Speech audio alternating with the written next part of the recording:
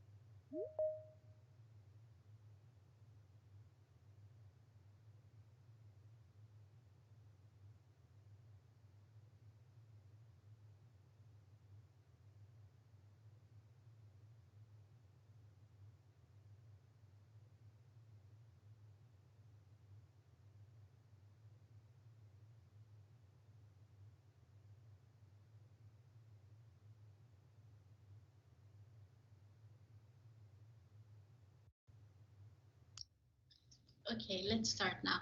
Good evening, good morning, good afternoon from all of you attendees that you are watching us around the world. Before we start, I need to say that this workshop will be recorded. So by dialing into, you consent to record your attendance and any other information that we will be sharing. So I hope this is good for you all. It was also written on the email I sent as an invitation email earlier this morning or yesterday late evening.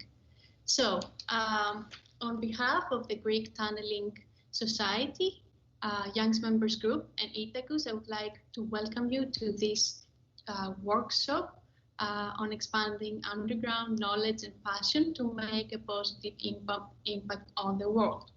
So as you may have seen, it consists of two parts. The first part will be devoted to our speakers, Itacus speaker today, Antonia, Han, and Rosanne.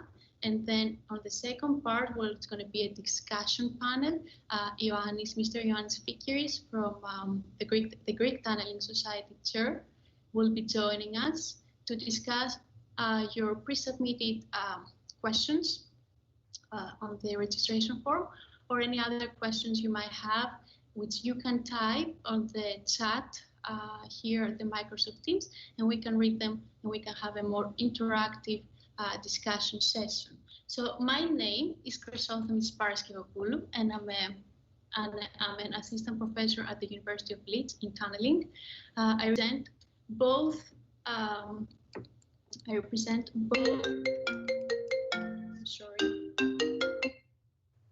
represent both. I'm sorry for that. I represent both Itacus and Greek Tunneling Society, and today my main role is to coordinate and chair this event. So I will start with introducing our first speaker for today, Antonia Cornaro, Miss Antonia Cornaro, who is Itacus co-chair. She's based currently in Switzerland. She's working for Hamburg Engineering Group as an expert and business development manager. Amongst all other things, she has also written a book as a co-author with Han Admiraal. The book is called Underground Spaces Unveiled. And if you haven't read it, I would definitely recommend it. It's a very nice journey on underground space. And yeah, so if Antonia would like to say a few more words about your experience, please feel free. Otherwise, we can proceed with your presentation. Yes. So Antonia, can you hear me? Hear us?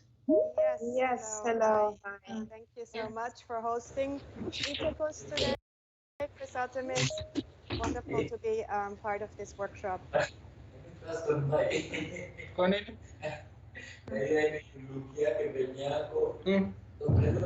Guys, you need to mute your microphones, please. I will stop sharing now.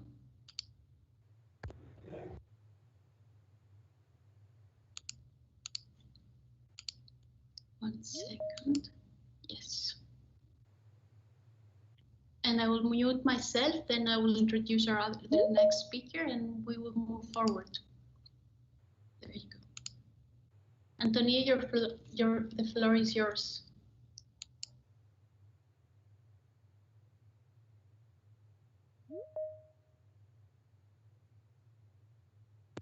So, hello, can you hear me? Yes, we can. Okay, I'm just going in presenter mode. Thanks a lot for introducing me, Chrysothemis.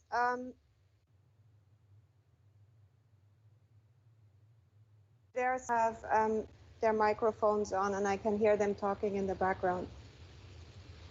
Okay, as Chrysothemis said, let's shoot. I'm Antonia Cornaro. I work for Hamburg Engineering, and I've been the co-chair of Itacus for the last couple of years, together with Han Admiraal, who will speak after me. And as Chrysothemis already mentioned, we wrote a book together, Underground Spaces Unveiled. And it's very much a message from our heart, what's in this book. We're sharing in it our passion and knowledge on of the underground space. We've both been in this field for a very long time. Han, even much longer than me. But I have been working for the ITA Committee of Underground Space for the last 9 years, I think it is, and for Hamburg Engineering for 10 years. My background, however, is in urban planning. So I really look at this topic not so much from the engineering or geological point of view or geotechnical, although of course all these aspects are matters that I deal with on a daily basis. But I'm interested in the integration of the underground space in the urban environment and how it can positively impact and affect urban development as a whole. A little bit about our committee, you will hear more, but here you can see Rosanne Verloop, she's our young talent ambassador, and here you can see Chrysothemis Paraskevopoulou, who is our activity group leader on urban sustainability. Here, the two co-chairs, who you will hear from right now and after me as well.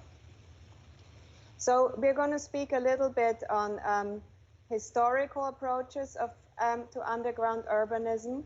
And this, for instance, is in China, the Loess Plateau. It's a very arid area, a very arid region of China. And developments have been dug into the subsurface for literally 2,200 years. So with the Qin dynasty, it started in 210 before Christ. And we like to show these because they really show how long humans have really inhabited subsurface spaces. There's also wonderful examples from Turkey, like Cappadocia, and Iran, like Kish and Tunisia, Markmatma, which are earth dwellings, and which really protected humans from very harsh climates, for instance, or from tribal warfare. And in this case, in the Loess Plateau, it's quite amazing. I'm highlighting this one because they're still inhabited by 80% of the population in that region. The way they work is they're dug into the subsurface like rectangularly. Usually they're rectangular, sometimes they are square. And then rooms are dug or tunneled into the sides. And what is really so special about it is that it's kind of a courtyard, a sunken courtyard development. So it really also brings down trees into this subsurface dwelling.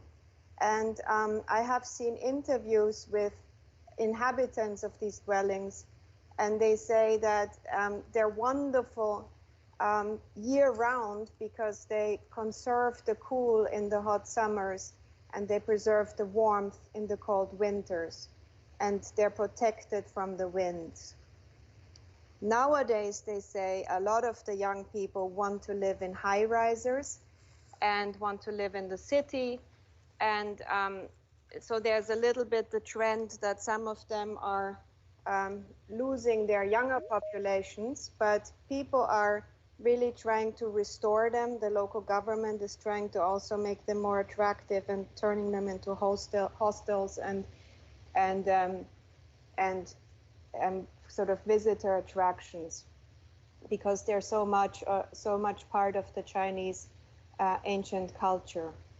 And as I said, these kind of dwellings can be found in many other countries as well, with arid or not so hospitable climates.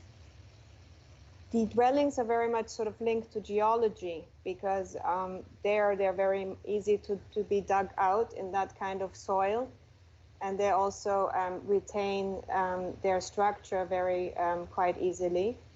But nowadays we of course have we can also build in much less favorable geological circumstances because of the many technological advances we have undertaken in the field of tunneling and underground space.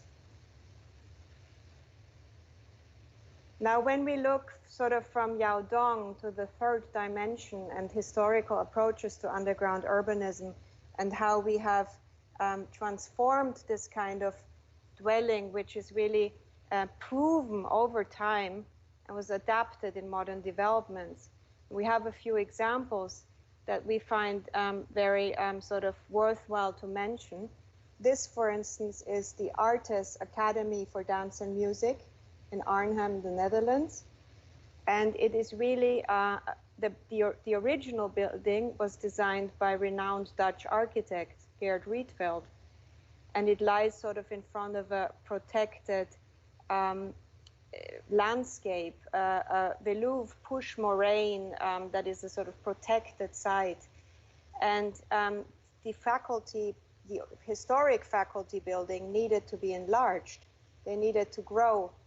And this architect, his name was Hubert Jan Henket, proposed an underground extension to the existing building.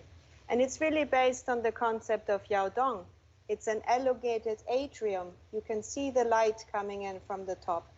And you can see that we have no obstruction in our vision, in our view of the surrounding. And then like in the Yaodong concept, in the Yaodong dwellings, rooms were then built sideways to provide classrooms and training facilities. And as much as the buildings were not, this concept was not so popular at first, it was objected initially by the students and faculty. It is now very much liked and actually seen as a brilliant achievement, also from an architectural point of view. Here you see how the light streams in, and we're not really aware that we're in the subsurface at all. So here we have another example that we like to point out, which is a very new one actually, which is called the Gangnam International Transit Center in Seoul, South Korea. And it's currently being built actually. And what it is a linear park with 6 underground levels. So it's an integrated public transportation station for the city of Seoul. And it sort of spans the 2 main roads of the Gangnam district. And Seoul really did this to become more pedestrian friendly.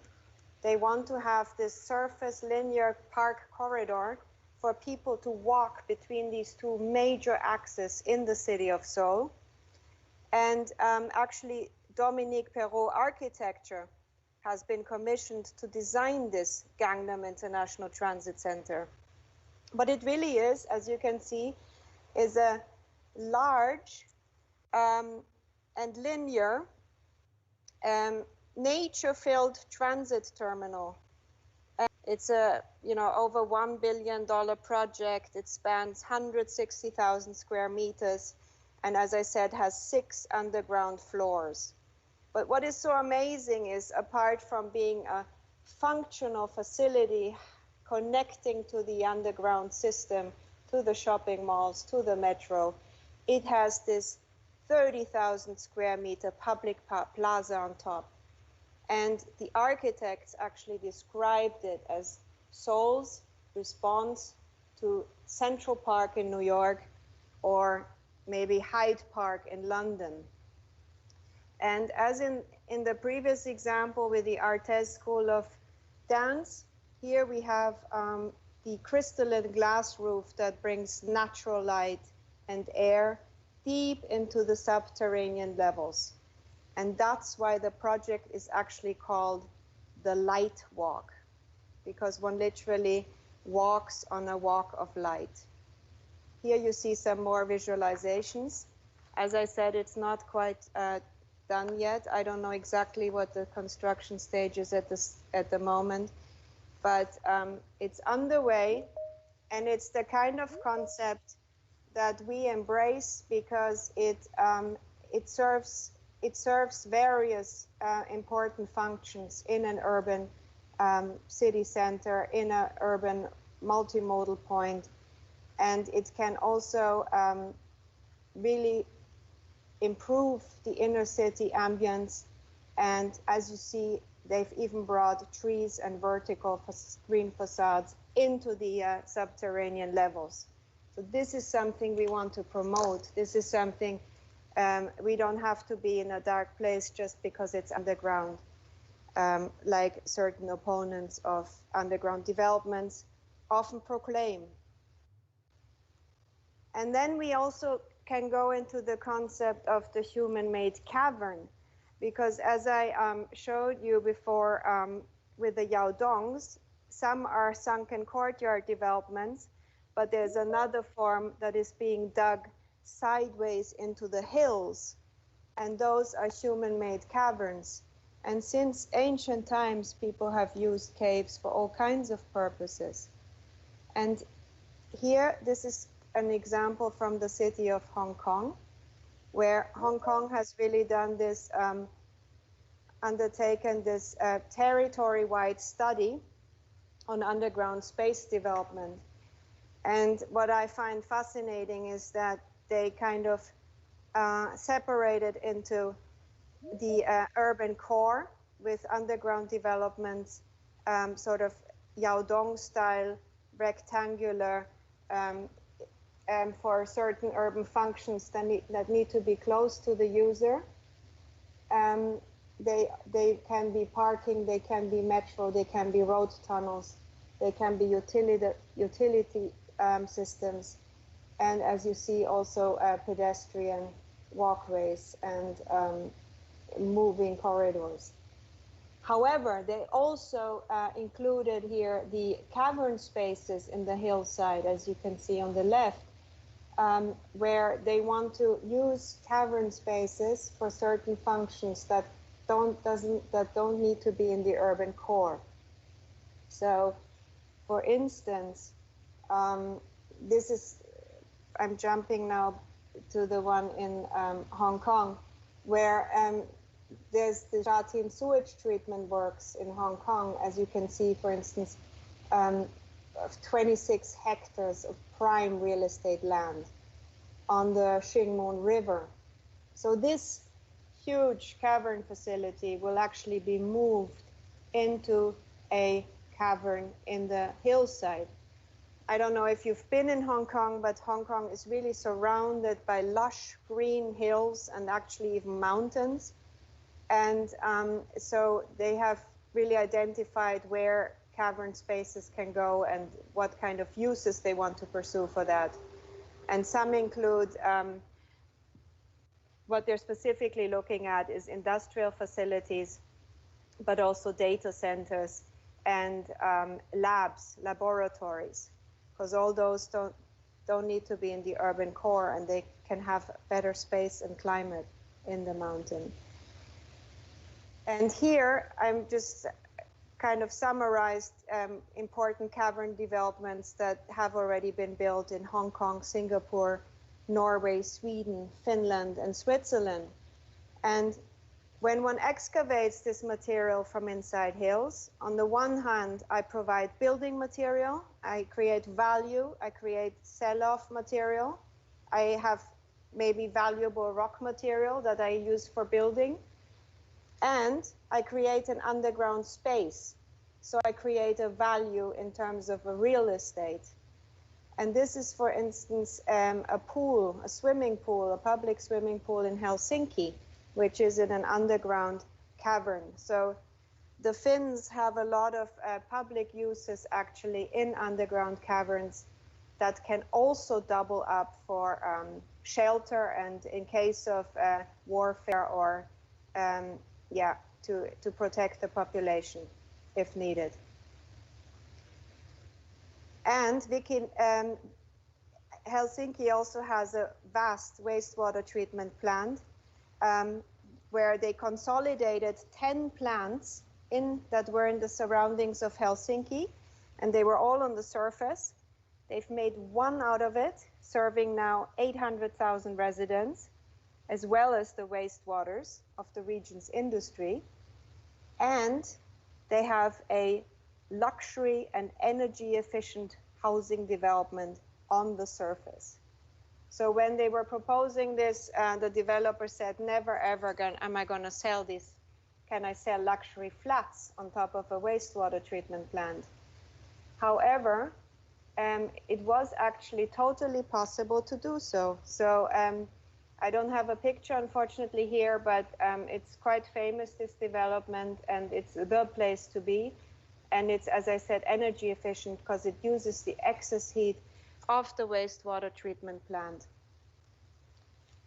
for the heating of the residential units above. This is an already existing sewage treatment plant in Hong Kong, but a smaller scale one, which I once visited.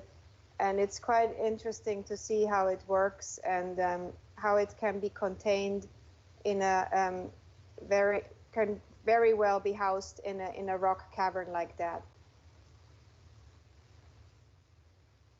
The largest cavern overall is in Norway. It's the Gjøvik, I'm not sure I'm pronouncing it right, sorry, Olympic Hall. And it was really built for the Olympic Games. And it's the vastest, largest span cavern that exists. And it's really, even features a 25-meter swimming pool inside and telecom installations. And in case you're interested, that the dimensions are like enormous. It's like 60 times 90 meters times 25 height. And what is also interesting, the hall duplicates, like in Helsinki, as a civil defense facility. It is designed to withstand nuclear, conventional, and gas attacks. But I find that quite amazing that they managed to host the entire Winter Olympics there in that hall. And they said they didn't want to scar their landscape with stadiums and so on. That was actually the main reason. And also to be protected from the weather elements. Now, we've done a little excursion into the ancient dwellings. We've mentioned the ones in China, and I'm sure Greece has a lot of interesting ones to show as well. I'm mentioning that because I think there's quite a lot of Greek participants in this call. And when I think of places like Knossos, for instance, which really date back a very long time and where underground spaces were used as important sort of storage places to keep things cool, which I don't have pictures of now, but which needs to be mentioned as well. But let's move into the 19th century, where revolutionary engineering and unrivaled optimism happened. And actually the first railway line that was built of sort of a real significance was this one, the Semmering Railway in Austria, which is where I come from originally. And it's a UNESCO heritage. It's it was extremely difficult terrain. It has like 16 viaducts. You can see a couple here in the picture, and 14 tunnels on that 41-kilometer long distance. And why I'm quickly showing this is because when the engineer who proposed this kind of figured out which alignment could work and which gradient could work, it was going to be very steep gradients, and it was going to be very narrow curves, and a locomotive of that to that alignment didn't even exist at that time. So people told him off, but he then launched an international competition for the design of a locomotive and said, come on, we have to move on with the times, because travel by horse carriage and transport of goods and mail was extremely difficult in these alpine terrains. And to cut a long story short, they really managed to actually design this extremely difficult rail line, and then actually also come up with the locomotive that would actually be able to travel on this film, Under the Tuscan Sun, with Diane Lane, where there's a quote where they talk about this important connection between Vienna and Italy, or between Austria and Italy, because this actually connected the Austrians with their port on the Adriatic, which was so cumbersome to reach beforehand. And then there's a quote in the film where they say, they built these tracks even before there was a train in existence that could make the trip. They built it because they knew someday the train would come.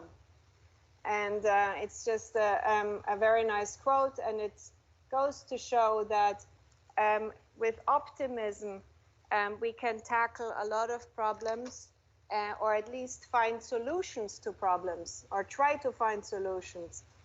And it's really when engineers got to grips with tunneling in difficult terrain, great projects were developed, like the tunnel below the Strait of Gibraltar, then the Bosporus crossing, the tunnel under the Sonde to connect Denmark with Sweden.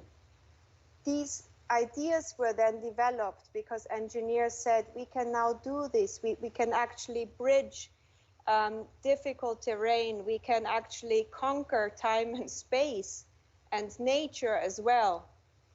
And however, it's interesting to note that some of these projects took 100 years before they became a reality, and some are still on the drawing board. So this was the one for Gibraltar, which a feasibility study was done, very difficult geologically, but even more so difficult geopolitically. So who thinks this will go ahead in this current age and time? That can easily take another 100 years. Then the Bosporus crossing, which was on the drawing board for 100 years. It was to bridge Asia to Europe, and in a very difficult subsea and geology. It has been achieved meanwhile, as has the tunnel under the Sonde to connect Denmark with Sweden. And why I'm saying this is because it's very important to note that one needs often the art of convincing, like Brunel did in his banquet for investors after his work was flooded during construction. So he tried for many years to build this Thames tunnel, and he failed various times, and his tunnel was flooded various times, but he didn't give up, and he said, I will show you, and I will have a banquet for my investors in the tunnel. And this is a very famous happening, and indeed he managed to convince the investors that it could go ahead and that he was successful with it. And so it was really an age of revolutionary engineering, and a lot of advances in tunneling were made in that time. We were bridging continents, we were bridging countries, we were bridging mountains, we were bridging remote areas, and we managed to actually expand our rail network incredibly in that time. And then I get a little bit into the 20th century, where we are now like more concerned with underground urbanism. We have massive cities. Our cities are growing all over. And for instance, in Paris, it was Georges Eugène Haussmann, who was really in charge of developing Paris, but also developing Paris's subsurface. And there's a famous quote he made in this memoir. These underground galleries would be the organs of the metropolis and function like those of a human body without ever seeing the light of day. Pure and fresh water, along with light and heat, would circulate like the diverse fluids whose movement and replenishment sustain life itself.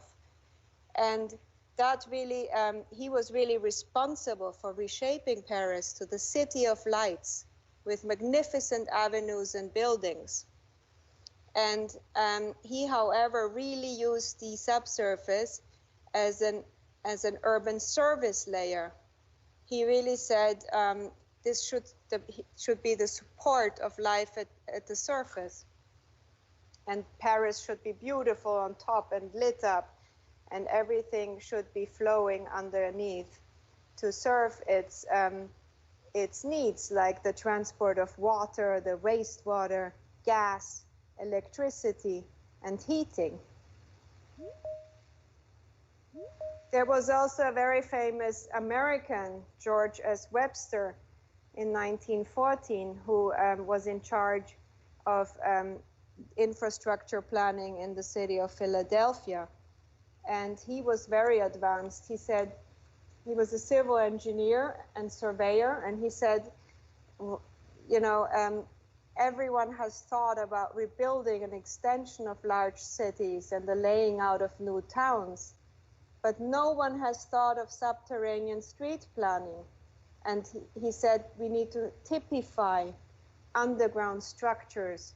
We need to regulate how the utility lines are being dug, where they're being placed, and that they're being mapped as well, because that's a huge issue, as you all know who work in tunneling and underground infrastructure systems, that we often find congestion, and we often find even pipelines or other tunnel systems that aren't properly mapped and that we then damage when we go underground.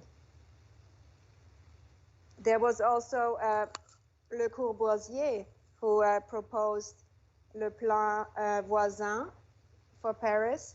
We need, he was sort of concerned with how would cities look in the future and how would they grow.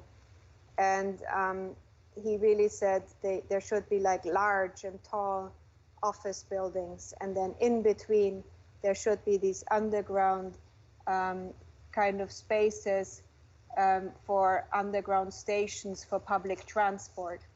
And these are some of the concepts he came up with, some of which were implemented, others not. And then a quick word about Edouard Oudoudijan, who was quite a great thinker in Paris, and who we often quote because he's sort of the first one who actually wrote a book on underground urbanism, and who kind of depicted the various forms underground developments could have or do have. And he even formed a committee for the study and coordination of urban underground development called GTSYM at the time. He also was the first one who launched an international congress of underground urban development. So he was really ahead of his time in that respect. And he really did a lot of study trips and reached out to international organizations all the way until 1970. But he somehow then got forgotten, at least in his own country. And although he made some very important discoveries and came up with some real philosophical but also implementable concepts for cities to on the use and planning of underground functions. So so contemporary thinking on urban underground space needs to further evolve. So it already went in the right direction in the last century. There were some early thinkers, there were some promoters. As I said before that, we built rail lines, we managed to really drastically improve our transport systems also in urban cities with the first metro lines connecting people underground. We managed to build underground utilities. serving various functions and making cities more habitable, cleaner, more efficient.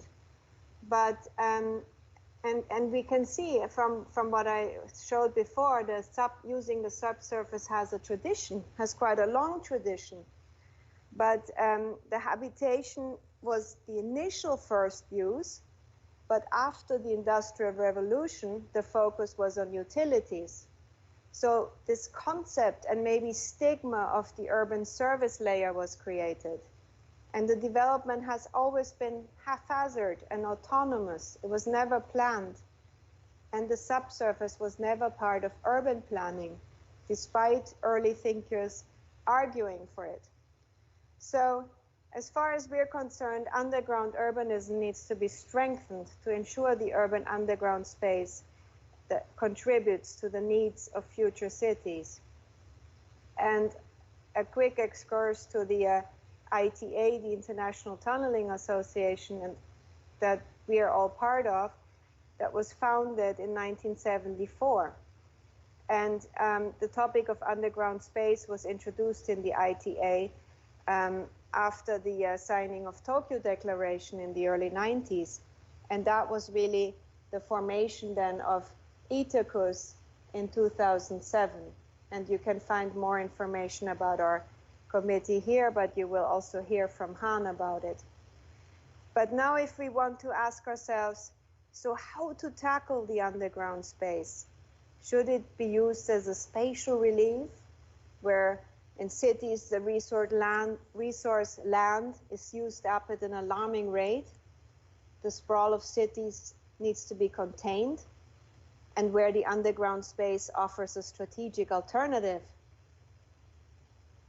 But at the same time, we need to look at future-proofing our cities. And the subsurface offers many opportunities to enhance urban resilience through, for instance, and we've seen a few examples, shelter, disaster relief, water retention, emergency food storage, vital energy conduits, data transmission. So balancing urban development above, at, and below the surface would really be a sensible strategy for cities to pursue. So this is the Sustainable Cities and Communities Sustainable Development Goal number 11, as defined by the United Nations. And we really want to ensure that our cities are livable in the future, that they're resilient, that they're smart and sustainable. And we really believe that the underground space has a lot to offer in that sense.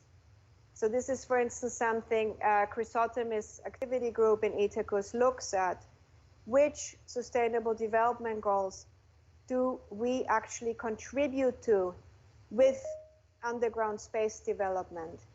And this is, for instance, a building in San Francisco, a transit center, the Transspace Center, that's extremely smart in terms of capturing rainwater, cleaning the air by cleaning CO2, managing various modes and purposes, connecting to the offices around it, making pedestrian-friendly spaces, and so on.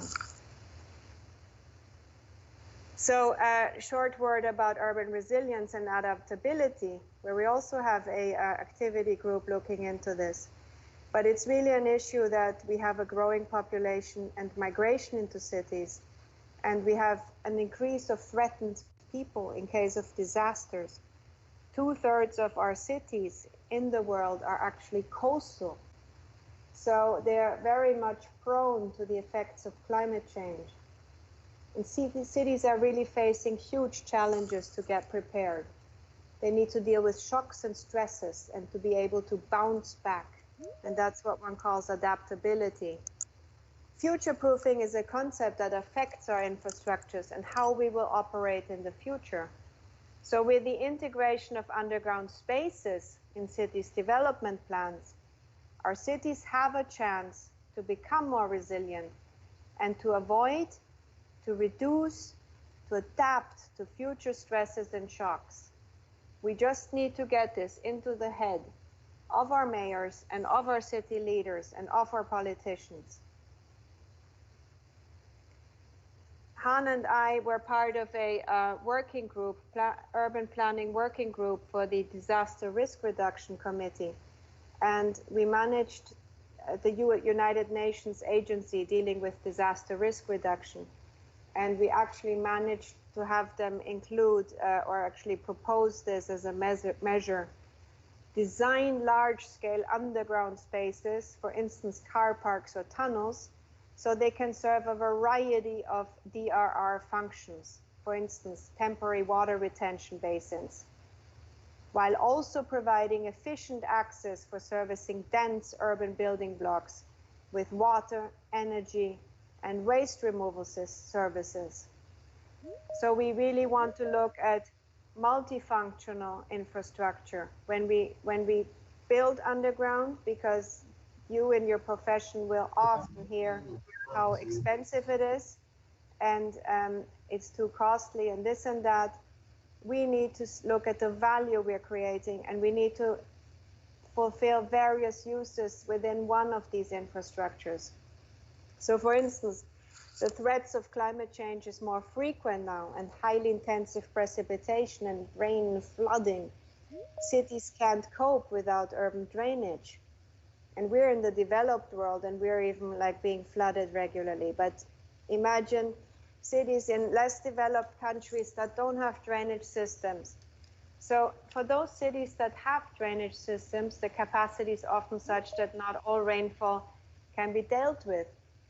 And for instance, this example is here from Rotterdam, an underground car park that contains a water retention basin. Or this is in Tokyo, an underground storage system for urban drainage overflow. So these are systems that double up for various purposes and that really help a city to not flood. Or, sorry, not to not flood, but to deal with the flooding. Also, the underground is so incredibly important for providing reliable communication and mobility. So we have an extensive use of the subsurface for pipelines and communication cables. And these systems makes it independent that they're underground from exogenic forces like storms. And there's older examples like Prague, Czech Republic, which has 90-kilometer long networks of utility tunnels serving the entire city of Prague. And then there are newer systems like the Gujarat International Finance Tech City, like a brand new city that has included a very sophisticated utility tunnel system of 15 kilometers underneath, carrying potable water, cooling water, power, and waste.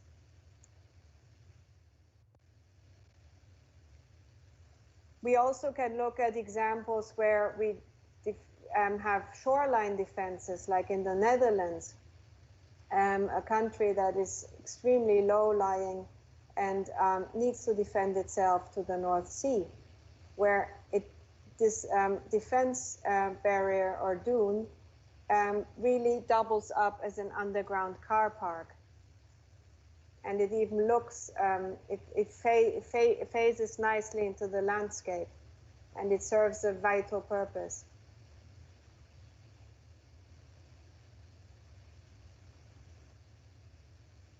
So we're really pushing our city limits, and I have a little film here, but in light of time, I'm actually not going to show it.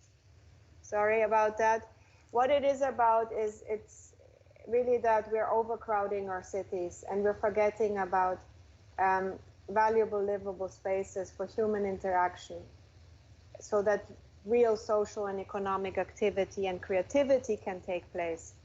We need these open green spaces to help filter out CO2, and we need the greenery to reduce temperatures to avoid urban heat island effects in our urban cores.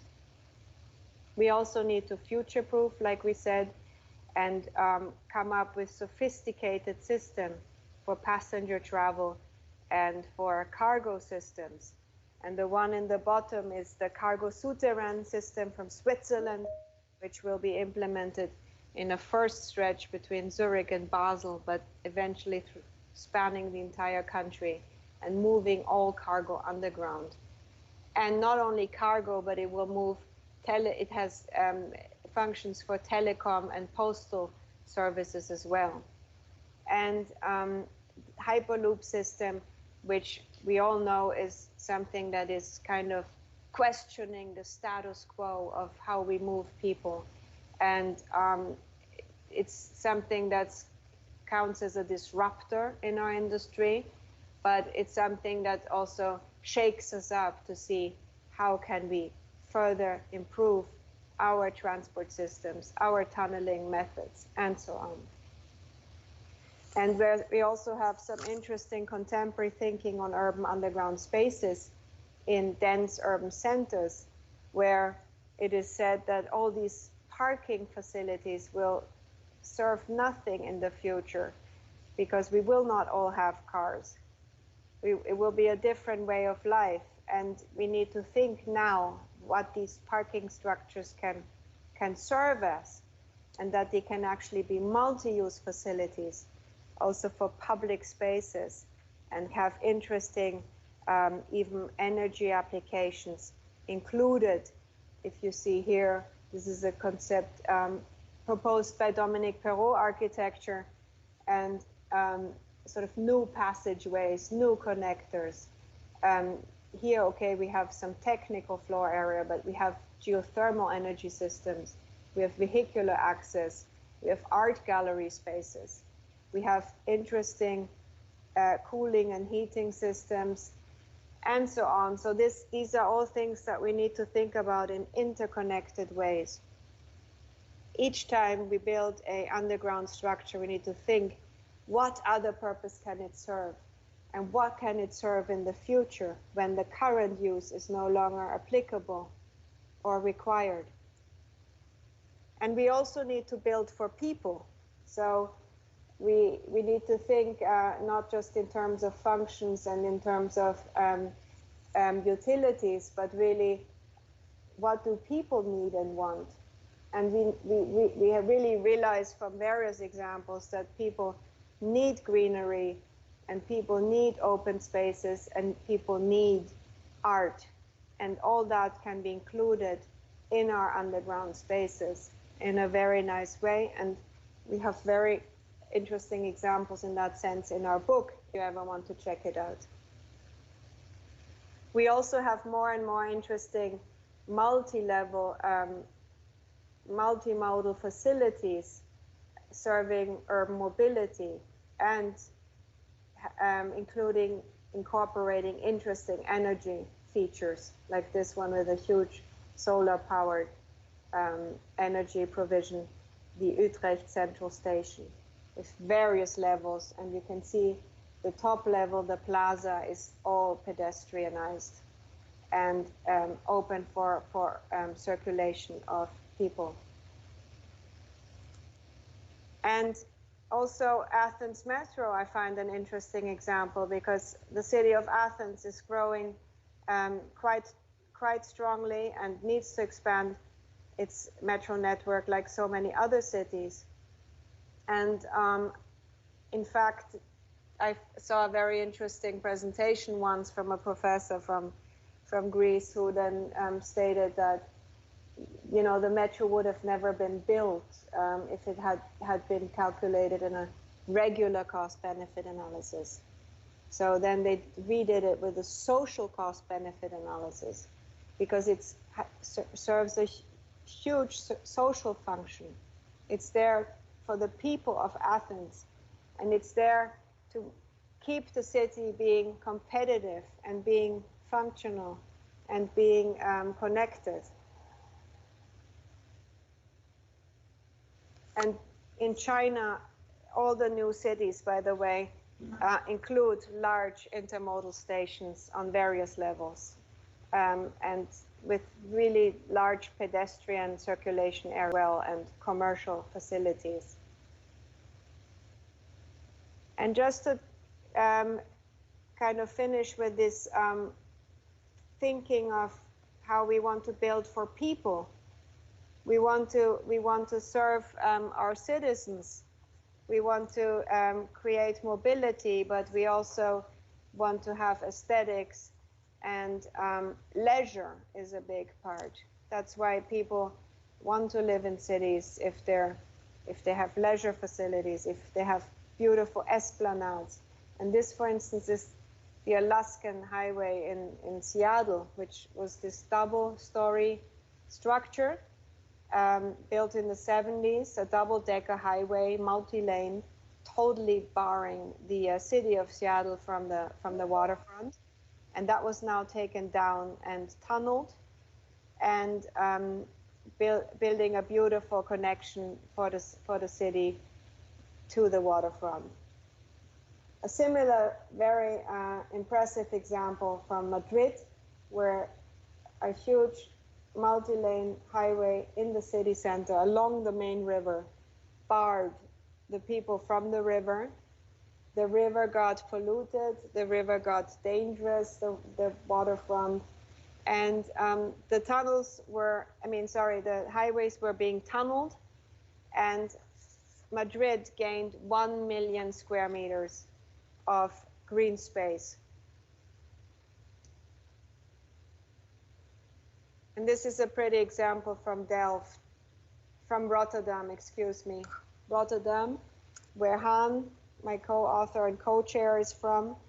And this elevated structure kind of inhibited a lot of development in the inner city, and also separated people from the canal. And it was tunneled, and then this beautiful market hall was being built in the city center, which provides a marketplace, apartments, and art, and public space.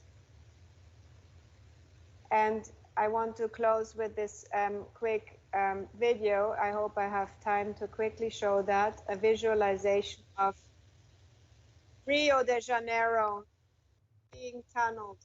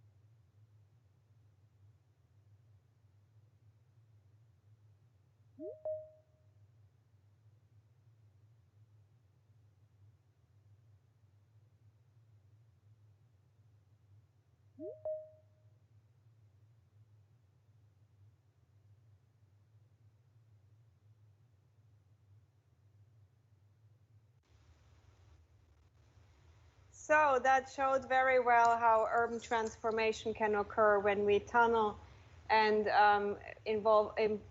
incorporate greenery and public spaces in our cities.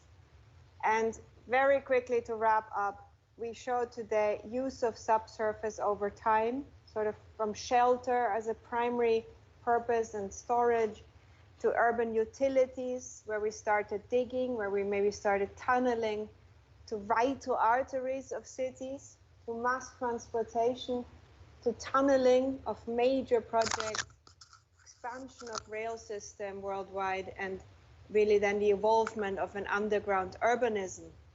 And now we need to really think of several other aspects like sustainability, like resilience, like future-proofing, and also sophisticated high-tech applications and disruption, really. And conclusion, I want to say that the urbanization of tomorrow really requires a careful and optimal use of our urban space resource. The underground has so much potential for so many uses, but needs integrated planning of surface and subsurface. And yes, we have to answer to the all requirements from society, environment, industry, and transport. And for that, we need a dialogue between planners, architects, and engineers, and all the other involved professions. And a consolidated planning approach involving the subsurface is what we're pushing for in cities. The future is out there. A large part of that future is still below the surface. And our job is to unveil what is hidden and to use it for humankind's survival. We need connectivity and combined uses in the future. So I also urge all of you who work in the underground, love it, and see the various optimal uses you can create in it in the future, and follow Itacus.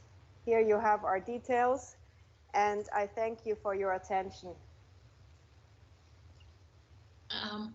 Thank you, Antonia. That was very, very interesting presentation, and I think you nicely set the ground for our discussion later on.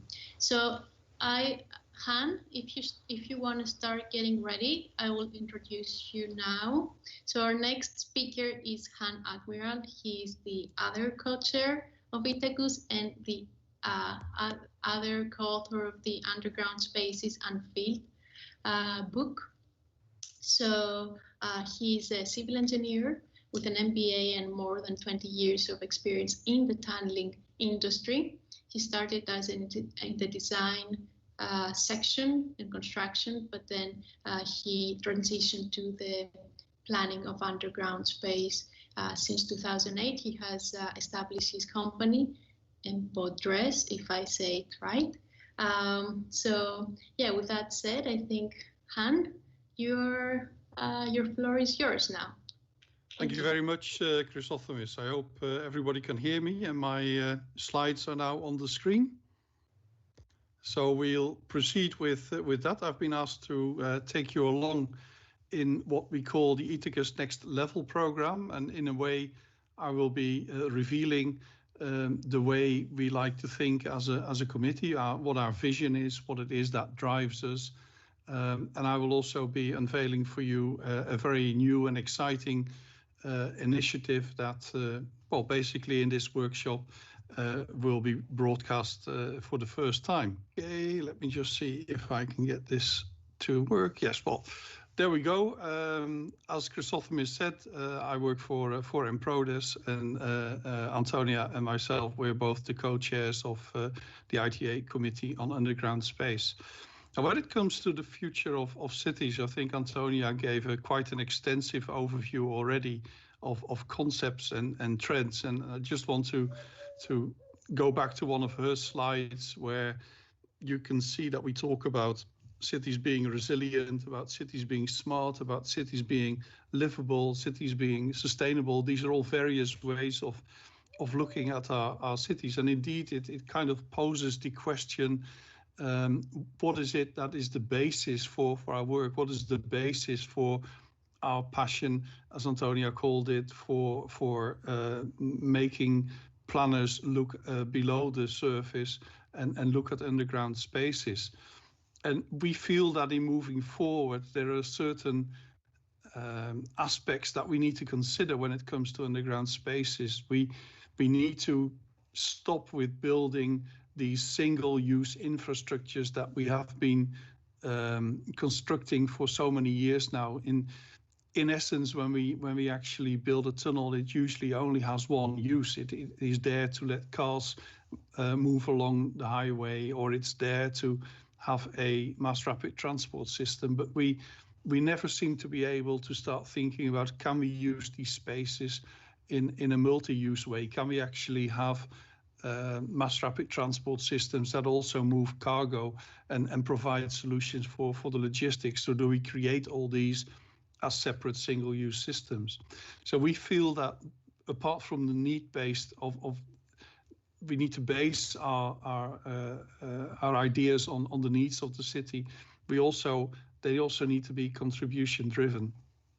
And one of the things, as Antonia already said, is what we're looking at is how can we contribute to the global goals for sustainable development? These are the goals that are driving our world, and these are the goals that need to be attained by 2030. So in our projects, we need to clearly ask ourselves, what is it that we are contributing to? But it goes further than that. We also have to think about what some people, and specifically Kate Raworth, calls the donut economy. And this is a very new trend that we can see, where we want to move away from the linear way that we've been thinking in terms of economics, where we see economics as, or the economy as ever growing, as ever expanding. And a lot of people are now arguing that we need to move towards a more circular economy. And we need to look at how the projects, how the ideas that we develop are actually preventing an overshoot of the ecological ceiling and a shortfall when it comes to the social foundation. So this is where our committee, Itacus, is really putting in the thinking through our activity groups to see how can we come up with solutions, how can we develop concepts that do just that and that provide the safe and just space for humanity to be in. So when it comes to an urban underground future, we want to demonstrate the value of underground spaces, but also we need a home, as it were, to showcase the possibilities. Itacus has been traveling around the world literally for years now and trying to advocate and trying to show to people what it is that underground spaces can contribute to our cities. But what we really need is a home where we can actually showcase these possibilities. So the Next Level program was devised to work with industry partners to develop new ideas and concepts and to showcase the opportunities they create. And to achieve this, Itacus has created a unique partnership with the Hoes Institute from Liechtenstein, which is an institute that is trying to activate systemic change. We have come to a point in our history where we can see that if we continue as we were in the past, if we continue with business as usual, that is not going to save humanity. We need to change, and those changes need to be systemic. And that's what the Hoes Institute is working on. We have the VSH Hagebach Test Gallery in Switzerland, which is basically an underground space provider. It's a lot of underground real estate, what is lying in Switzerland inside a mountain that can be used. We've partnered up with Scouts, the Swiss Center for Applied Underground Technologies, the industry partners that are actually developing the technologies that we can use to create these underground spaces. And the role of Itacus is to be the NGO that provides the purpose and direction to this partnership. So the Next Level program brings together the industrial partners and the Itacus organization. Its objective is to create synergy between the Itacus activity groups and the developers, and it is to provide a vehicle for further collaboration in a new and exciting program, which we've called Mission Earth First. And starting on the 25th of September this year, together with our partners, we will start the countdown towards launching this new initiative. And Mission Earth First is all about bringing the tent to the cave. And if you think about the way that humanity has evolved, it's always been looking for habitats, but those habitats basically only had two forms. There was the tent and there was the cave. And we've been building tents all over the world. We've been building them rising high up into the sky, but essentially they're still based on the concept of the tent. And the concept of the cave has never very much been explored. And the thinking of Mission Earth First is, can we actually bring the tent to the cave? It explores the concept of self-sustaining communities in underground space. It aims, by looking at the most challenging environment to create these communities, to come up with new insights, products and services. And it provides a global development and knowledge hub that contributes to systemic change. It contributes to the concepts for post-Earth development and settlement, and it firmly places the needs of planet Earth first. So if you look at the way that people are already thinking about how can we travel to other planets, how can we actually provide new pathways for humanity, this is not something that's going to happen in the next 5 or 10 years, but it will eventually happen. And we believe that if we start thinking about how can you survive in very harsh circumstances, how can you survive in underground spaces, we might actually come up with answers that are not just usable for these far away outer planet schemes that are being developed, but they are more importantly, they will help us with providing solutions for all the struggles that we have on our own planet. So that's why we call it Mission Earth First. So in conclusion, the Itacus Next Level program acts as a conduit between the activities of the committee and the Mission Earth First initiative. It aims at creating, developing and showcasing solutions that provide new opportunities for cities. And it shows cities that the next level up for urban development is down and lies in the as yet unexplored assets below the surface. Thank you for your attention. I was only given 10 minutes to explain these concepts to you. I hope I have brought some of these across, but believe me when I say that in the next couple of months you will be hearing from us. There will be more webinars where we will be explaining these concepts, and also look at your agenda and mark the 25th of September for a very nice and interesting webinar, which will mark the beginning of the countdown towards the launch of Mission Earth First. Thank you.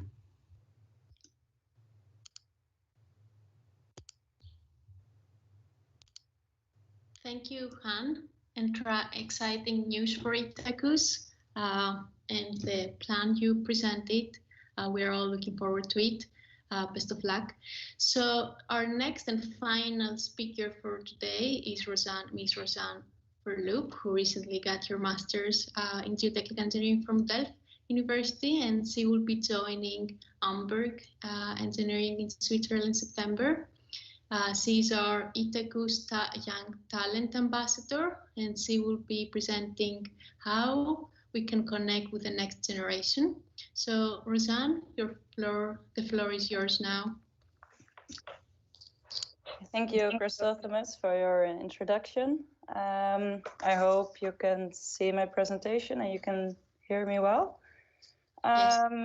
The upcoming 10 minutes, I would like to tell you about the active role of the involvement of young members within Itacus and how we try to connect with the next generation of engineers.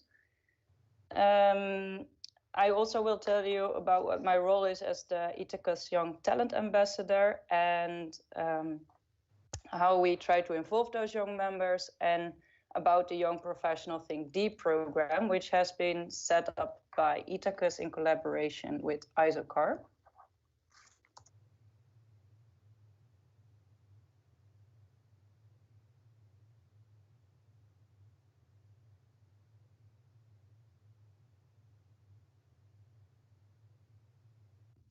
Rosanne, I think you're on mute now.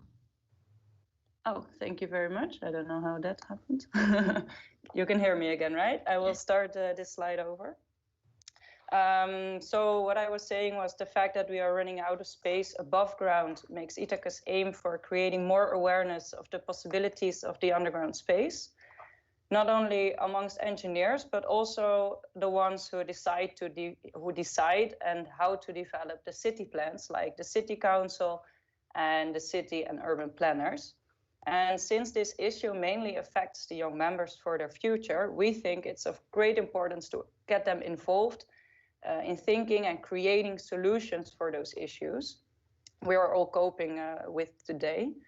And that is where my role as a Young Talents Ambassador comes in. I'm the linking pin with the ITA young members. And we as Itacus believe in the power of young professionals and their active involvement in our activities. So besides developing new ideas and advertising the steering board in this area, I try to involve more young members in our events, for example, on the World Tunneling Congress, our workshops, and I also try to connect young members to our activity group leaders of Itacus. For example, the Chrysothemis, she's the activity group leader of number 2, the urban sustainability and underground space, where Antonia also already briefly talked about.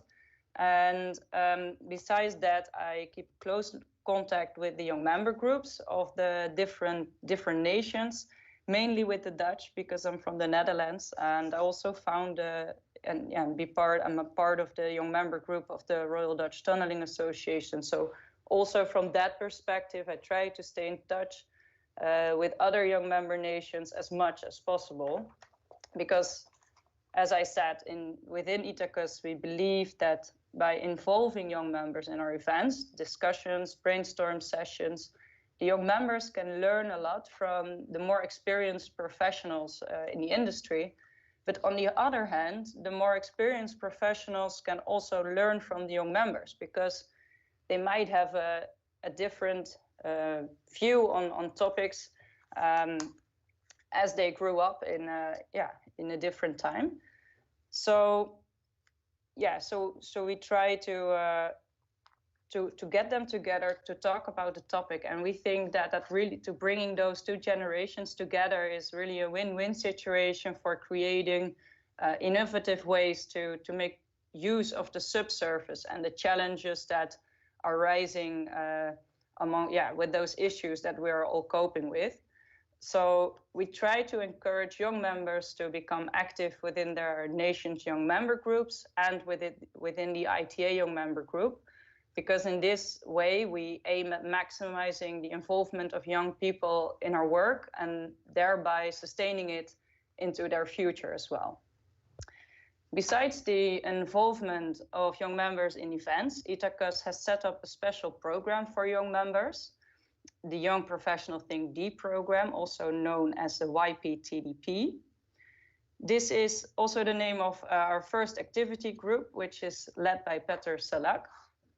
A YPTDP is a collaboration between ISOCARP and Itacus. And ISOCARP is the International Society of City and Regional Planners. And the program is used to advance the knowledge regarding the futures of underground space. And during this program, the planners and the engineers opened a dialogue on how to tackle the challenge of the world running out of free and green space above the ground, because it's getting too full. But because, as you might have noticed in a lot of cities, and where also Antonia and Han talked about, is that our cities are getting more and more busy. Our public transport facilities are getting overfull. We have more floodings because our cities are decreasing in their resilience. And that is all because we are building our land fuller and fuller. And that brings along some challenges, because in a lot of countries, and it will not be in all, but in a lot of countries, for the underground space use, it accounts first come, first serve.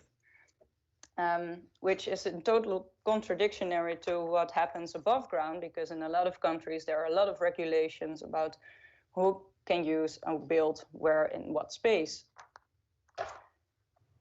So this Young Professional Think Deep program uses the proven methodology of ISOCARP's Young Professional Planners program, and this program in the Young Professional Think Deep program also incorporates the concept of working cross-disciplinary on planning issues, which include or can include use of underground space, because the underground space is not always considered. And that's why this YPTDP is good to bring together engineers, but also city planners. Besides working cross-disciplinary, there's also a cross-cultural perspective of this program, and that is due to its attendees that are participating are from all around the world, and they bring along their experience and their approaches as they are familiar with in their home country. So that increases the possibility to tackle the challenge a city or a municipality is coping with. And the program focuses on a single issue somewhere on the globe, and it's easy expandable to include more disciplines. So it's really adaptable to the challenge a city or a municipality is coping with. And up to this point, only cities that are coping with a lack of space have formed a YPTDP. But it's also a great opportunity for upcoming and developing cities to incorporate an underground use way of thinking from the start of their development, because that could help and prevent the issues that are a lot of other cities are coping with today, to prevent that from happening. So here I have an example of such a YPTDP, and that this one was in Glasgow, and it was a huge success. In 1 week, 30 young professionals, of which 15 were engineers and 15 were city planners, under the supervision of 5 experienced experts, worked 1 week long on developing ideas for an area in the city of Glasgow, which was abandoned due to an industry that collapsed years ago, but you could still feel that the area could not get back on track. And the results of the workshop were 5 worked out ideas to redevelop this area, which were presented to the city council in forms of a presentation and a comprehensive report, which you can see here on the right. And you can also find that report on our website, on our Itacus website. And to conclude, to organize a Young Professional Think Deep program really pays off, because you can make it in so many different forms. You can really adapt it to a certain issue.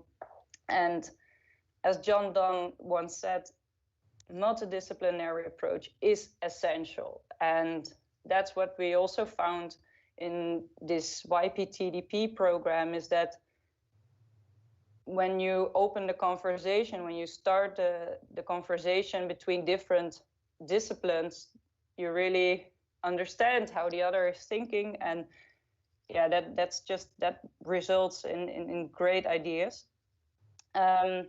Currently, we are in touch with several cities, so fingers crossed that they are working out soon. And we hope we can set an example for more cities to follow, to incorporate this underground space use. Thank you very much for listening, and I hope if you have any questions regarding involvement within Itacus, how to set up a young professional Think Deep program, or how to incorporate as a young member in activities with Itacus, please feel free to contact me via email or in LinkedIn. And I hope you get an idea now how Itacus is trying to incorporate young members in their work. And thank you. That's it. Thank you, Rosanne, for this informative presentation. So to all the curious young professionals that want to get involved in underground space, please get in touch with Rosanne. She's very helpful, and she always is reaching out to us when she meets promising young talent, and he becomes or she becomes like member of our activity groups. So thank you, Rosanne. I will be sharing my screen again because now we are moving to our second part of our workshop, the discussion panel, in which Mr. Ioannis Fikiris, the Greek Tunneling Society Chair, will be joining us. Ioannis is a civil engineer with an MSc from Imperial in soil mechanics, and he's working in one of the greatest firms, geotechnical firms in Athens, Edafos. So, Yanni, if you want to say a few words before we start, that would be great. Yes, thank you very much, Chrysothemis. I would like to start by saying that on behalf of the Greek Tunneling Society, I would like to express our thanks to Antonia, Han, and Rosanne. We really appreciate a lot their kind acceptance of our invitation and for the effort for the preparation of their very interesting presentations. It is the first time that we are hosting such a workshop with Itacus in Greece. To be honest, we were trying to organize it this year live, but due to the new COVID reality, we were forced to switch to an online webinar. Although we are not complaining, since we have the honor to have guests from all over the world. I just received the list of participants, and we've got guests from Kenya, from Pakistan, Australia, the Netherlands, Austria, India, Belgium, Nepal, UK, Switzerland, Mexico, Canada. So we've got guests from all over the world.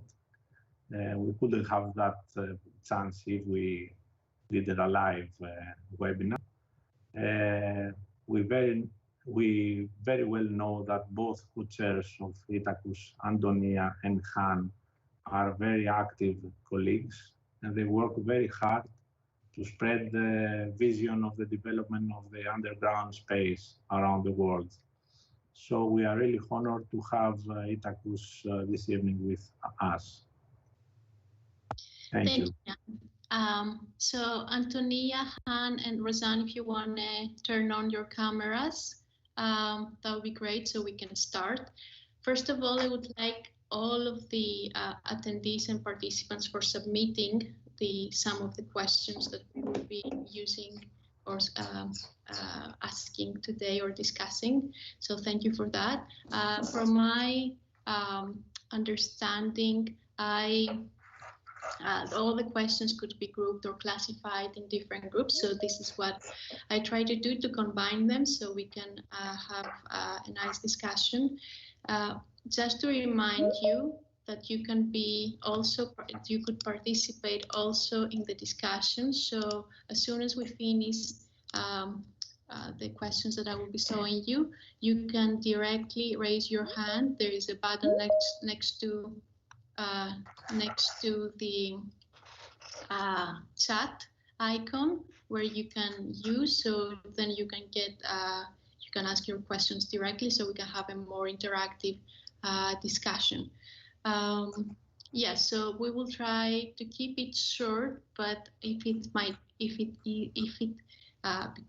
ends up being more interesting, we might overrun a little bit of our time slot. So I hope that this is okay for you. So I will start. If the slide changes, might take some time.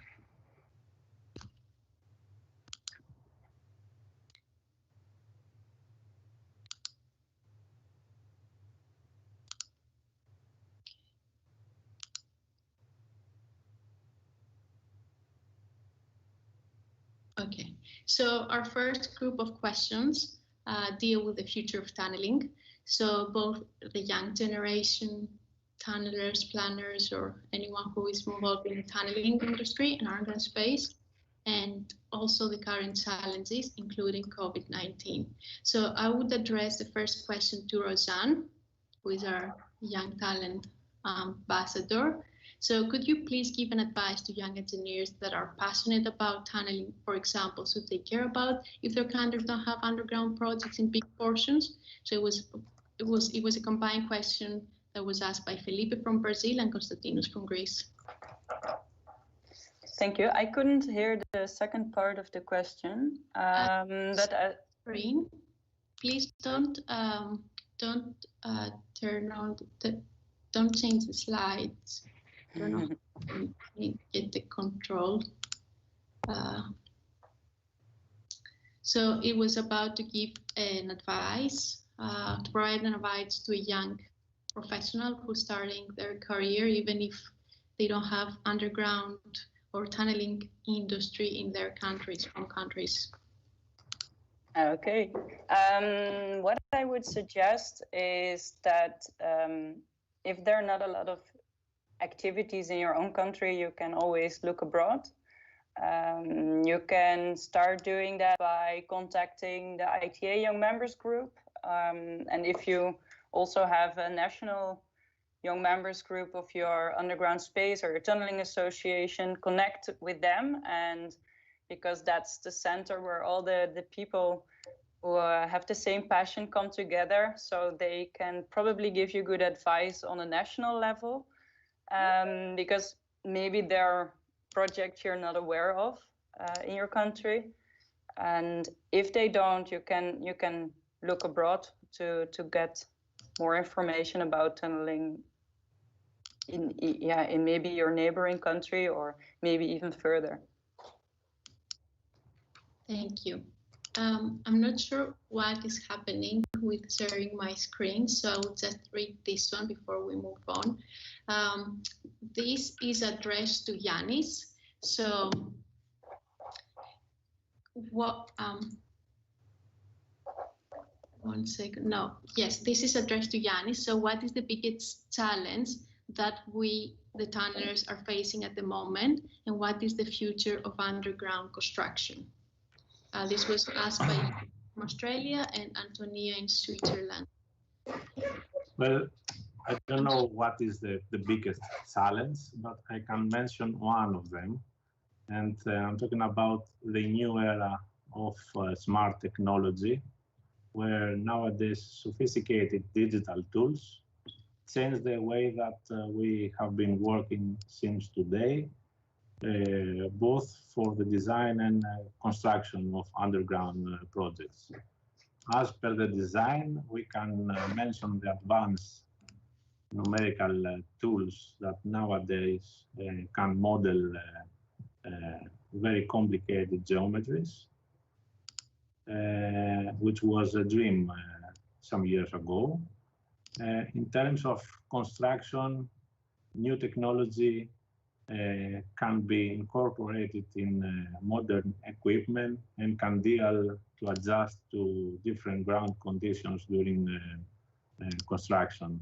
So smart technology is one of the topics that we are also proposing to highlight as part of the WTC that we hope will be given the chance to host in Athens in 2023. Thank you, Yanni.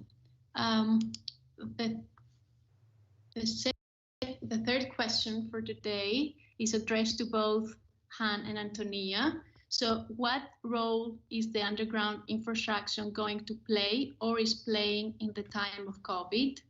And how will the tunneling assist on economical recovery around the world post-COVID academic? So this was, please mute your microphones. So this was asked by Alfredo from Mexico and Duncan from Kenya. So what is the role of underground infrastructure during COVID and post-COVID? Yeah.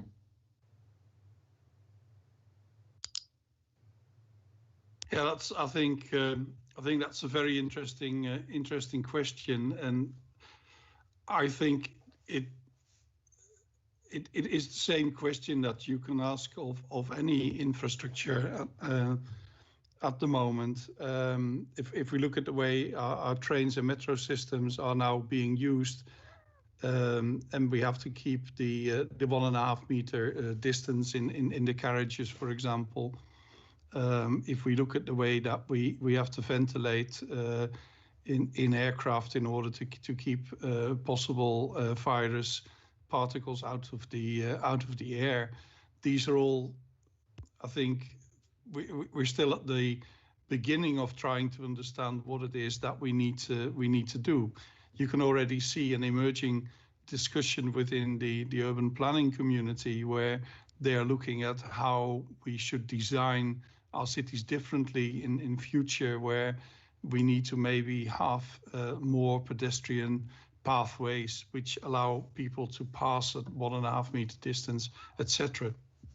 So all these questions are still very much emerging. There's still a lot of research that needs to be done. And I think that it doesn't really matter whether we are talking about buildings or infrastructures at the surface or below the surface. In many ways, every facility, every infrastructure will have to deal with whatever it is, the new specifications, the new way in urban environment. Yes, I agree with Han on this one. I think it's too early to say how will it affect underground space developments, or how are their functions changing. But of course, it's true that the discussion in urban planning circles is very much about allotting space in general to more human uses, so that people have more space and are less squeezed together in the public arena.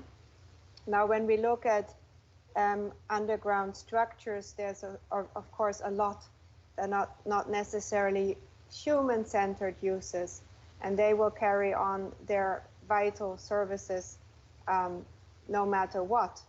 Now, the ones that actually carry humans or house humans or transport humans, those we will have to reassess configurations, and we will have to reassess, as Hans said, ventilation systems as well as egress and access systems.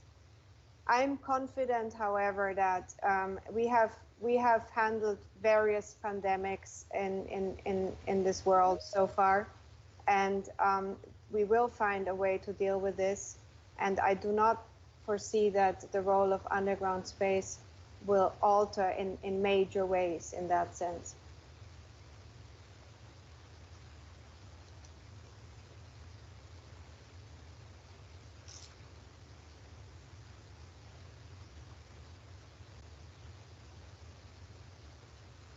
Chrysothemis, you're muted. That's why I didn't hear anything. Okay, sorry.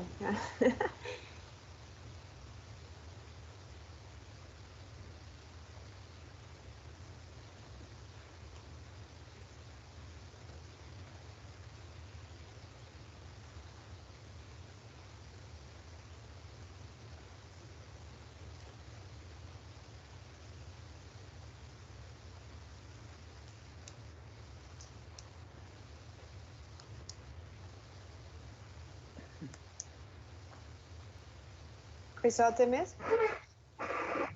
Chrysothemis, please turn on your microphone because we cannot hear you. You are muted.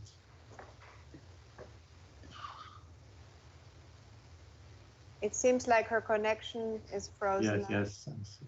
I'm sure she will get back in a second, hopefully.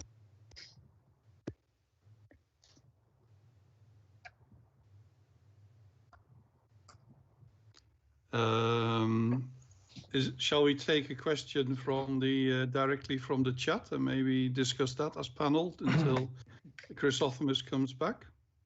There are some questions that we already received regarding the ecological footprint method on expanding underground knowledge and passion to make a positive impact on the world. So we were discussing about that with Chrysothemis, and we could say that general underground infrastructure provides safe, sustainable and green solution, facilitating the transformation of million peoples and their lives. Nowadays, we are facing rapid urbanization, natural hazards, climate change, needs for mobility. So the solution and the expansion towards underground provides a way to deal with it.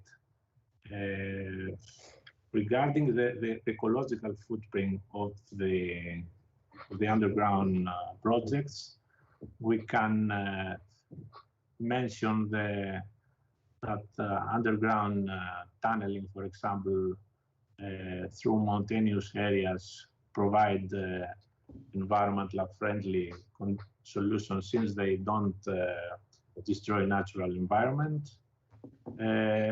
Another example would be the minimization of energy consumption when we are talking about countries of very hot or very cold environment, because we can mobilize the more or less constant temperature of the ground, so we can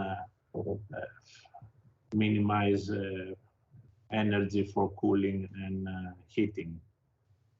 Chrysothemis, we have gone on. Continue as supposed to. Sometimes technology doesn't need help in the first timing, but that's okay. Thank you for stepping up.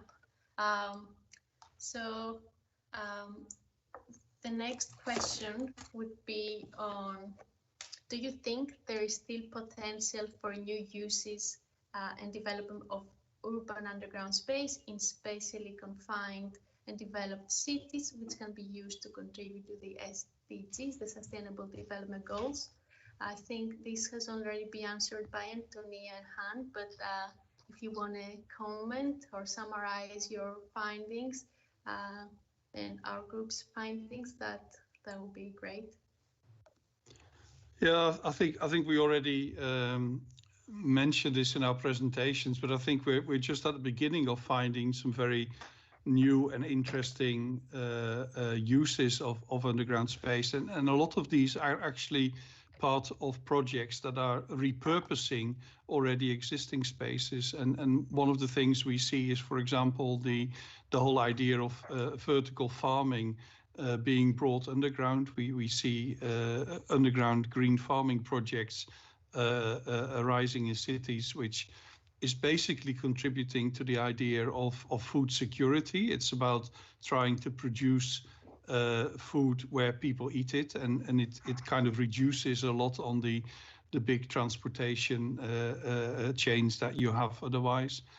With the event of the emergence of smart cities and all kinds of Internet of technology, the Internet of Things, there is a great need to have these smaller edge data centers near in urban areas, and again, this poses more pressure on the space above the surface. So we think that by creating spaces below the surface for these data centers, you can also then start thinking about, for example, reusing the heat that is being produced by these centers in countries that require heating of houses, as has already been demonstrated, for example, in Helsinki, that this can be done. So there are a lot more exciting uses that we can come up with past the ones that we've been looking at in the past.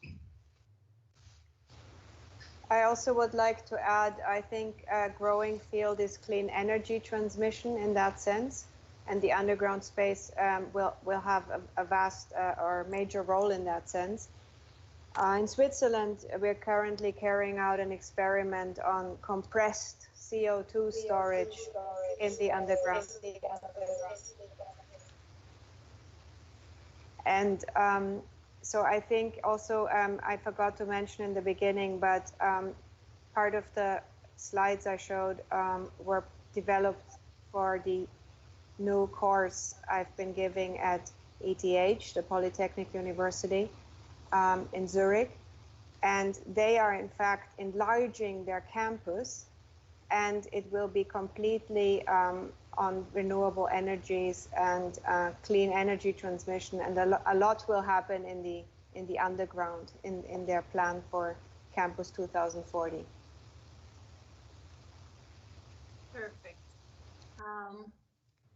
So the last question on that, and this could be addressed to Ioannis, is about, are there any environmental impacts being addressed before tunneling process takes place? And I guess this was from a young professional from India, Gagandeep, if I pronounce it properly.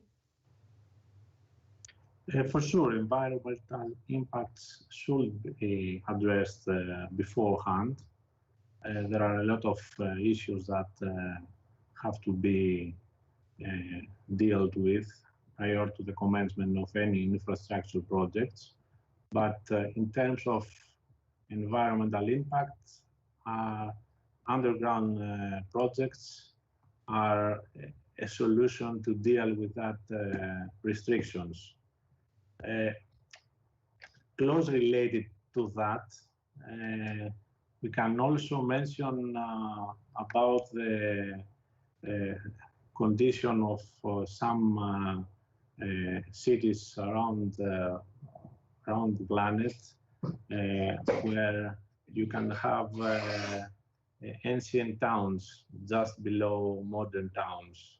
For example, in Athens, below the heart of the city, it's another ancient city, which was the construction of the Athens metro triggered large-scale archaeological investigations. In fact, the biggest that somebody can have as part of a large infrastructure project, revealing thousands of ancient articles. So the solution that was adopted, and that was the first time that we did it in Greece, instead of removing them and store them to museums or even worse, to store cases, it was the first time that the Ministry of Culture, the Hellenic Ministry of Culture, decided to proceed with an alternative solution to display the antiquities in open view at public areas. So nowadays, we've got the archaeological findings exhibited within metro stations, behind aesthetic cases, to examine and admire them. So there is a solution, a technical solution for any issues, both for environmental and archaeological issues. Thank you, Yanni. That's very descriptive. So we're moving on to our next group of questions. that they're dealing with innovation, AI, artificial intelligence, machine learning, big data, etc. So Paraskevopoulou from Greece asked, in the era of big data and machine learning, how is underground construction adapting to the new realities? Similar question by Rafifan from Thailand. Nowadays, the artificial intelligence becomes a part of analysis in geotechnical engineering. So how this will affect the underground constructions, both design and operation. And Divakar from Singapore, understanding more on the innovative solutions that could be looked into ahead while expanding the underground infrastructure.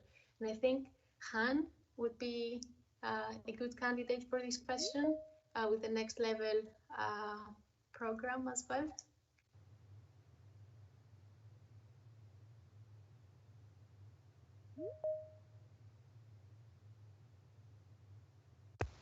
Han, you're on mute. Yeah. That's true. I try to stick to the rules and then forget all about them. Yeah. I was just saying, you know, we're I think still at very much at the beginning in trying to understand how artificial intelligence can be used. I think one of the things that we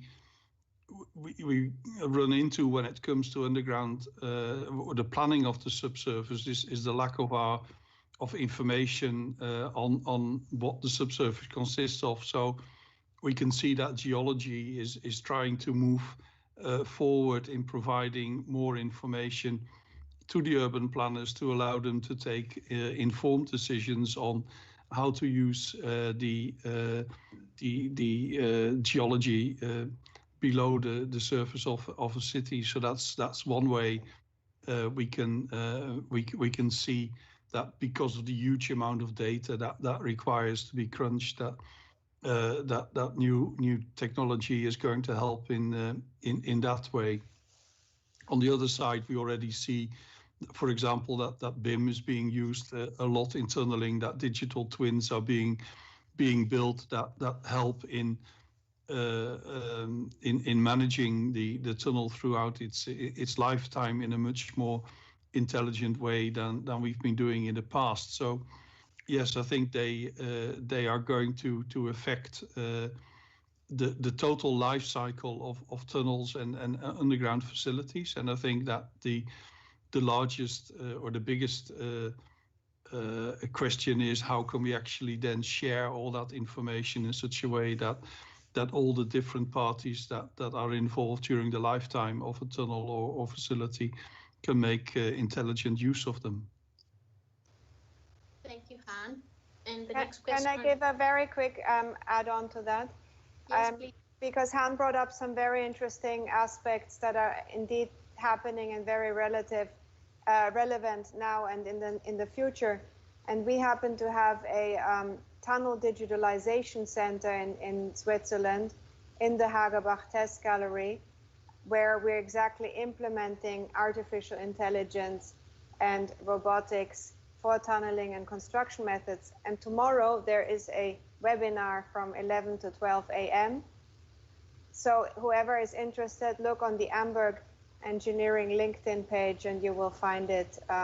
We've promoted it quite a bit and you're welcome to join that. Thanks.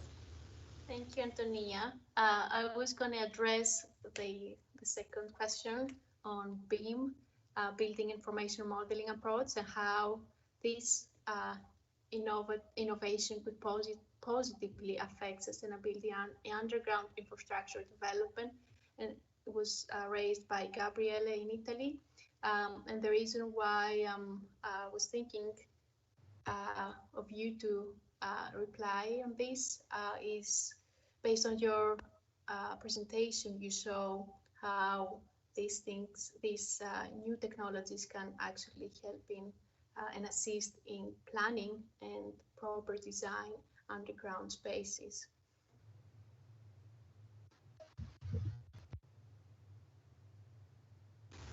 Yeah, I think building information model is indeed key in creating future sustainability in our development, and we can much much easier integrate the various sources of information and make them visual. So whatever is relevant in such a project, we can actually feed the information, combine the data, and layer it and have it see where we have conflicting zones and where we have clash zones, but also where we are creating new spaces, new values, really. That's great. Thank you, Antonia. So we're moving to the last set of questions. So I would call them not decision-making, cost-benefit, but million-dollar questions. People, or Asif from Pakistan, is asking, how can practitioners convince decision makers about the benefits of going underground, especially with respect to time and cost overrun as compared to overground construction? And he has a comment. It might seem to be an old question, but still is the core issue for developing country like Pakistan. And Eric from Peru is also raising this.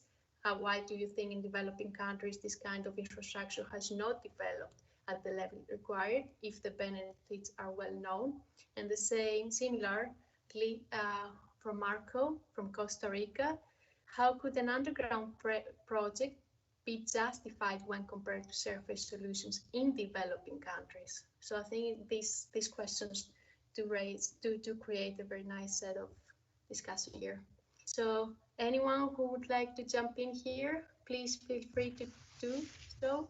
Yeah, I'll jump in first again, Chrysothemis. I think this is a very core of what Itacus is being trying to answer. And in a way, I think if you look at Singapore, for example, Singapore has now passed a new law which basically says that any new projects need to prove why they shouldn't be carried out below the surface in order to make them happen at the surface. So they've turned the question upside down, if you like, literally, because they have just run out of space at the surface. And I think if you still have cities that have a lot of space to do things, that is exactly the right time when you should be thinking about what is it we can actually do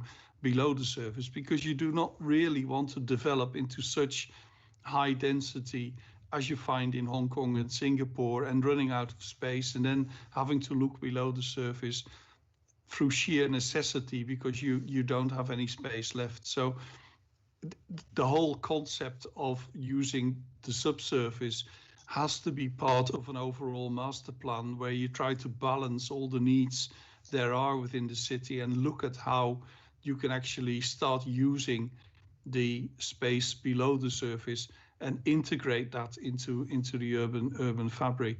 But the earlier you do that, the more high quality solutions you will use, the cheapest way or the easiest way, or then in the end you're going to be running into all kinds of problems. And I think a very interesting example is the Boston Dig that is often quoted.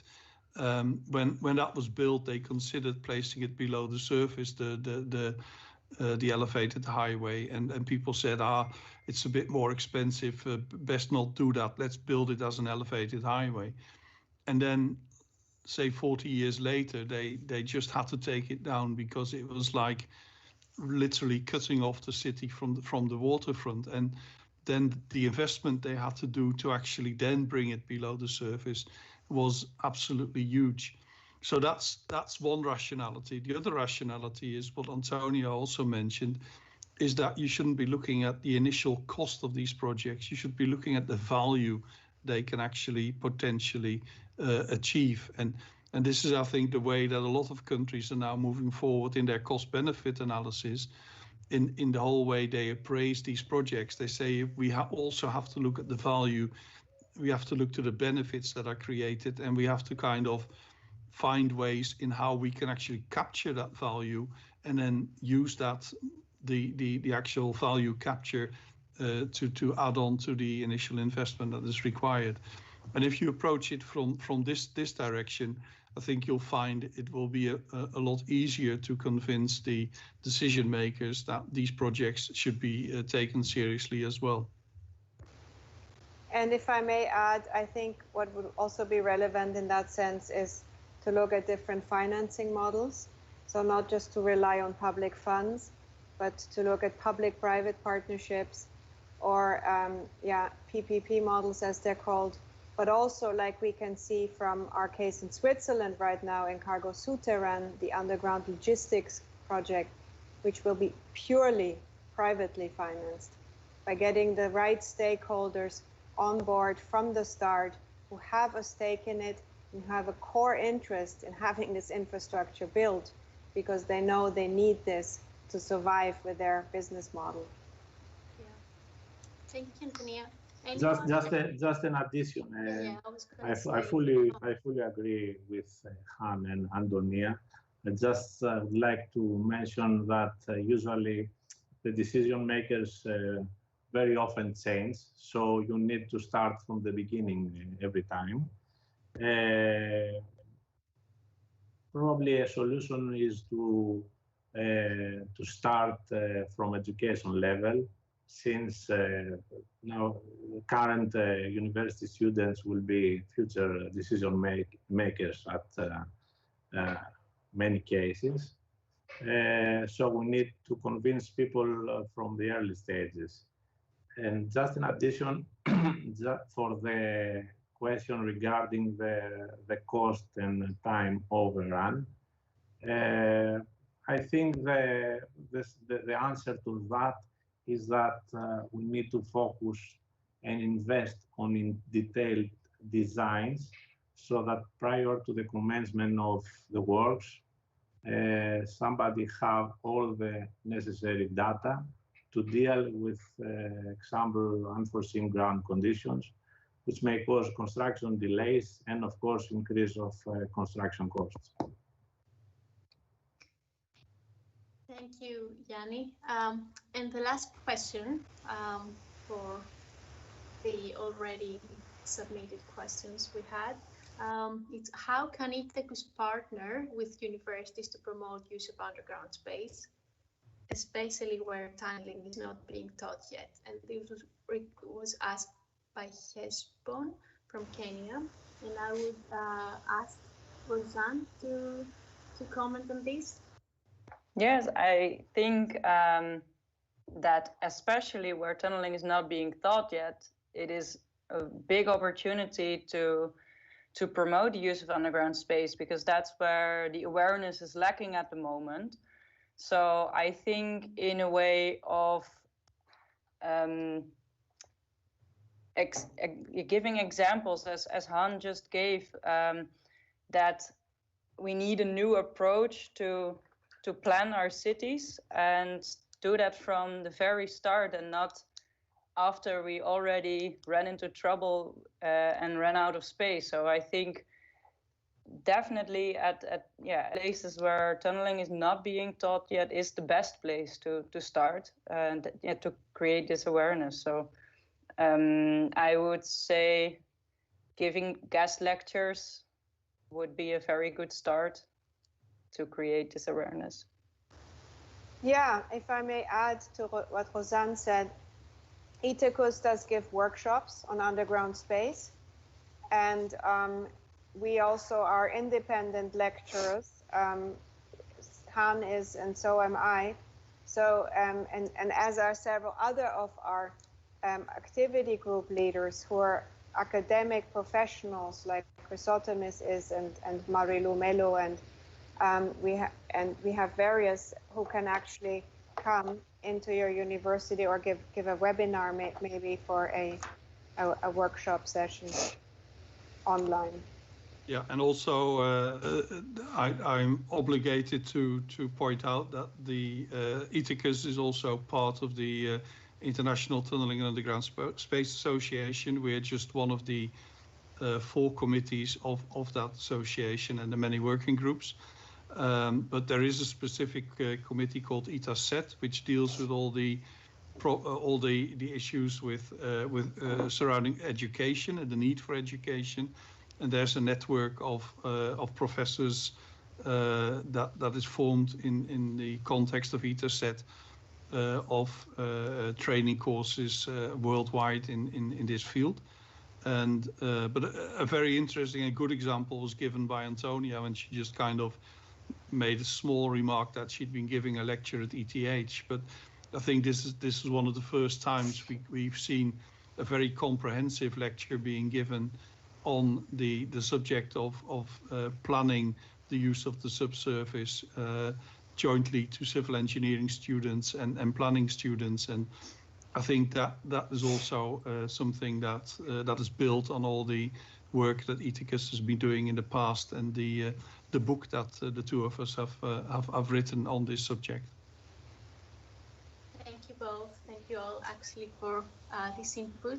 Yes, so to Hesbon from Kenya, if you want to get involved, then please get in touch with us. We are many, and we are very keen to help you raise awareness of underground space. Yeah, so what Antonia and Han are doing with giving lectures is very, very valuable towards this awareness, raising awareness. Also, if I may add, we have a wealth of information on our Itacus webpage. Yes. In terms of video material, but also white papers, as we call them. And both Han and I and various of our board members have published extensively as well on this subject, which is publicly available. Chrysothemis, can I just come back?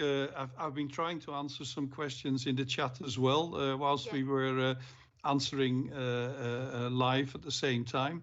There was one particular question on rock bursts, which I think you might want to look at, which we don't need to answer now, but maybe the person asking them can contact you because that's one of your specialities as well, I think.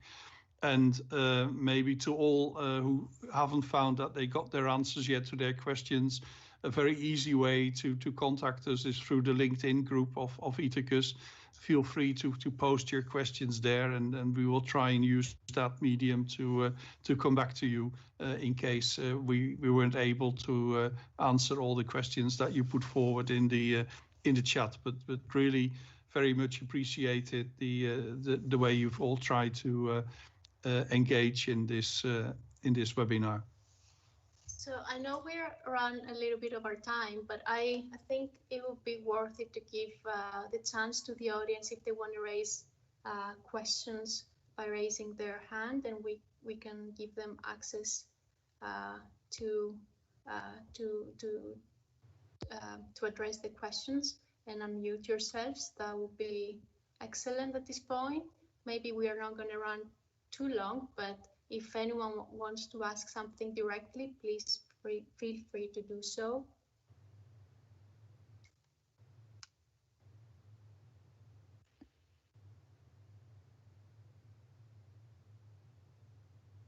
Do we have anyone who would like to ask a question?